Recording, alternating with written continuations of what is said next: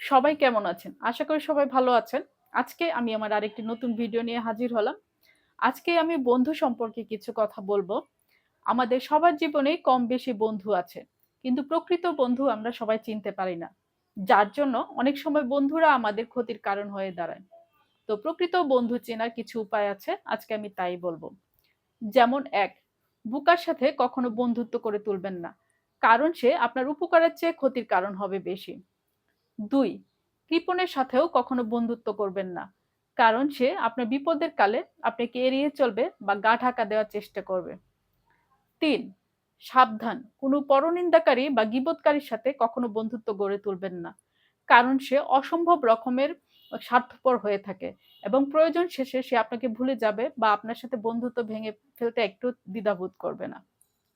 ৪, মিথ্যাবাদীর সাথেও কখনো বন্ধুত্ব গড়ে তুলবেন না। কারণ সে আপনাকে মরীচিকার মতো দূরের স্বপ্নে বিভোর করে কাছের অনেক পাওয়া জিনিসগুলো থেকে আপনাকে দূরে সরিয়ে নেবে।